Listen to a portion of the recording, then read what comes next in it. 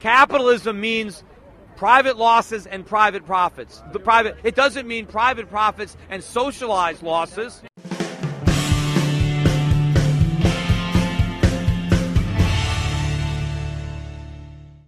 All right, this is Peter Schiff, and I've come down here to Occupy Wall Street to represent the 1% and see if I can have a dialogue with the other 99%, maybe see if we can find some common ground. It's not capitalism that has failed them, it's socialism, it's corporatism, it's crony capitalism, it's fascism. That is the problem. Capitalism is the solution if we can only fully embrace it. Anyway, we got a few people around here, and I'm wondering who in particular would like to address any of their grievances.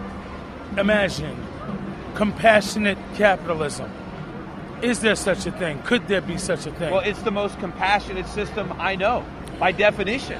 If you make 100 million, imagine how many jobs could be created if you just made 50 million. But what you're forgetting is if I make 100 million, I had to create a lot of jobs to make that money. That's the point. When the capitalist is making there's a money, thing called greed. And the problem with well, we're all greedy. Everybody. No, we're not. Well, you cannot say that we're all greedy. Oh. You cannot. Well, don't you want things greedy. for yourself? You don't want more. You don't want better things for yourself. We better all life? do, and that's the problem. Right. Some of us are simple people. We just want a place to live. We just want some food in our refrigerator. And capitalism we just want to take care of our kids. Capitalism is the best way to get those things. I mean, you're standing here. You're not naked. You have clothes on. The people that made those clothes did it to make a profit. And to make a profit, they had to make clothes that you can afford. Do you think that socialism is wrong? It is wrong. It's absolutely wrong. First, why? I employ 150 people. Hold on. I employ 150 people, right? I've created those jobs. How many jobs did you create? How many people did you employ? How much money have I given you? But you haven't given me anything. But my point is, I've created 150 jobs. I'm writing paychecks every week. I haven't given you anything? What do you? Everybody in this park has contributed to your fat ass bank account. How do you figure? In one way, shape, form, or fashion. How do you figure that? You know something? You need to open up your mind. Were the people in this park? Were the people in this park working 20-hour days, or when I started my company in my one-bedroom apartment? Were they there? No, they weren't. I'm quite sure they have been. Where do you stand concerning our plight? I feel for your plight.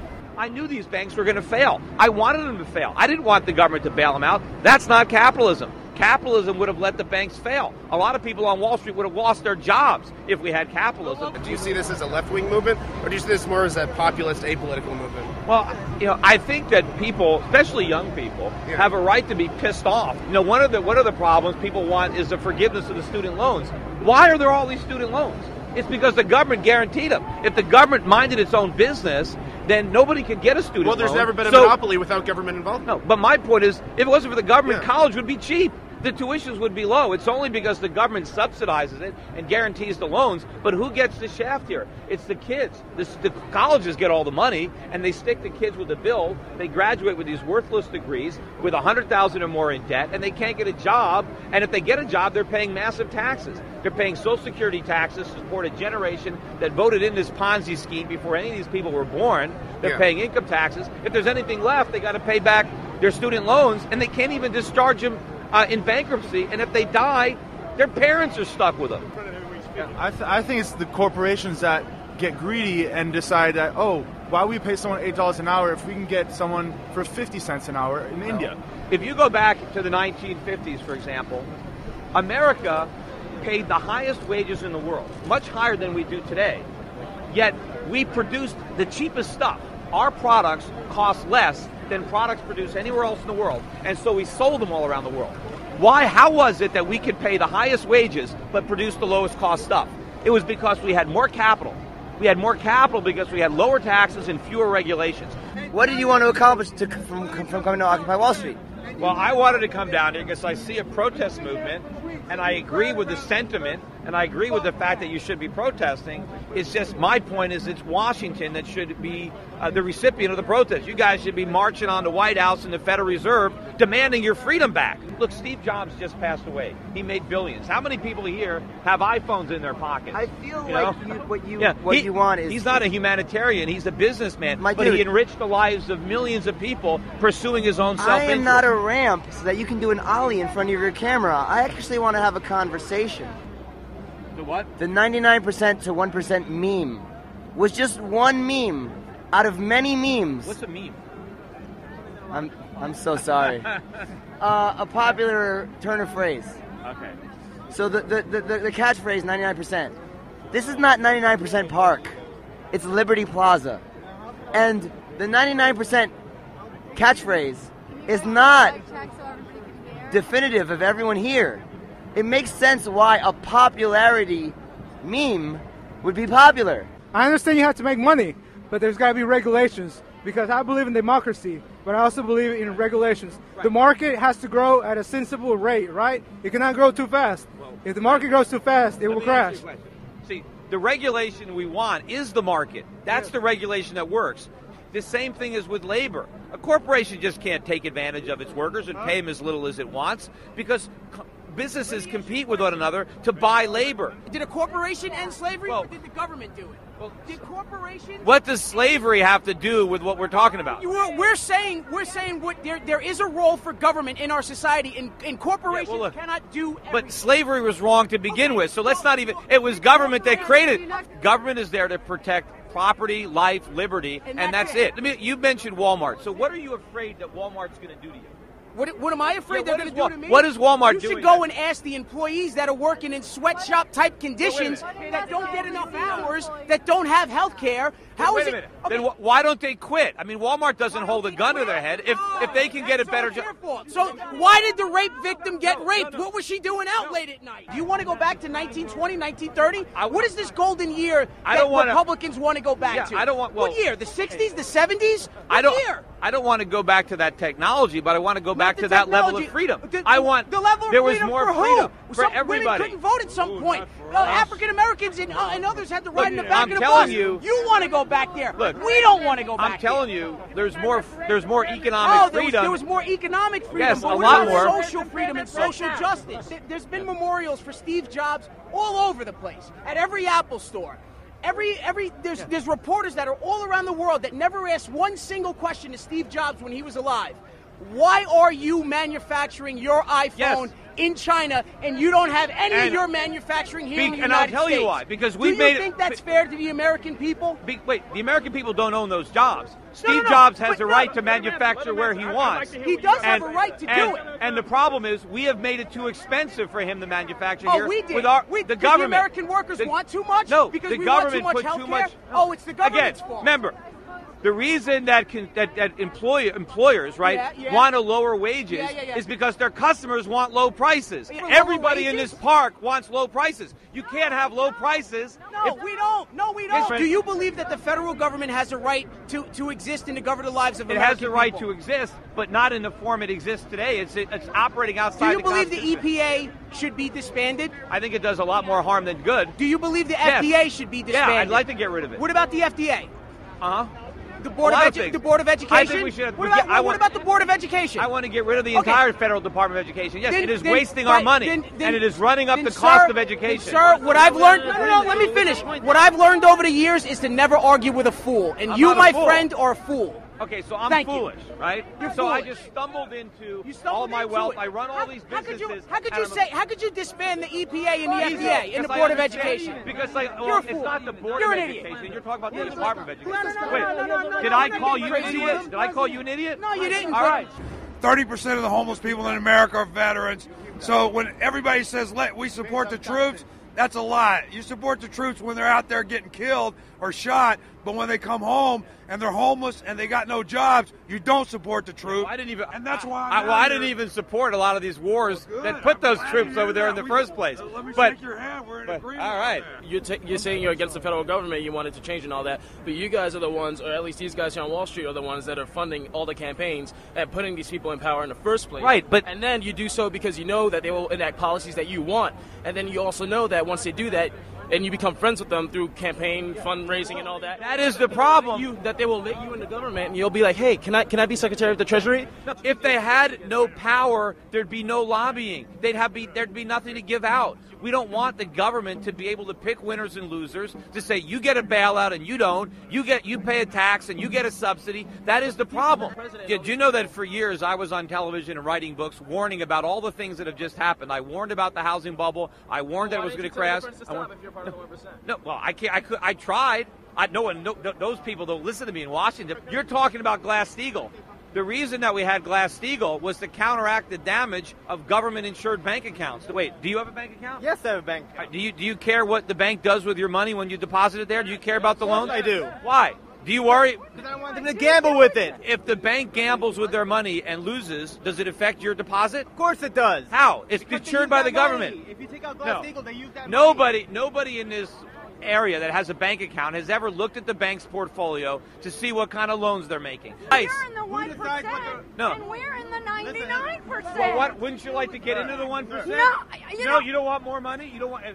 If I offered to put you in the 1% it's not right a now, matter you'd of turn whether, it down? and I would pay my share and get rid of the Bush tax cuts immediately. What do you? Immediately. Okay, let me ask you a question. Just like hold on. Warren Buffett and his No. secretary. What? I would Let me ask pay you a my question. fair share Let me ask you a so question. that these folks Hold on. could pay their Let student me ask you a loans, question. could get off of food stamps, could be successful, you a question. just Wait, like you. wait. What are you Hold on. driving? Hold on. They don't have a Hold car. on. I pay much more than 35% of my total What does income your in secretary tax. pay? What do you think of the Less than Buffett me, plan? and I employed her. Well, Buffett is full of it because Warren Buffett is the biggest shareholder in Berkshire Hathaway, so he's paying a 35% tax on his profits. I am giving the government half of what I earn. You think they should take more? I think we should get rid of the Bush tax cuts. First of all, we should get rid of the corporate income tax because corporations don't pay taxes. Either their workers pay taxes, their customers pay the tax, or their shareholders. And a lot of the shareholders are elderly people who are trying to live off their retirement savings. Or people. No.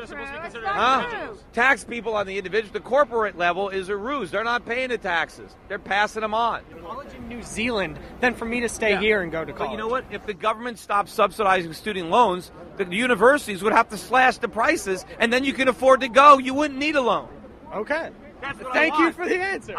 Do you believe that Franklin Delano Roosevelt did what he had to do in 1939? Government intervention? No, he caused the Great Depression.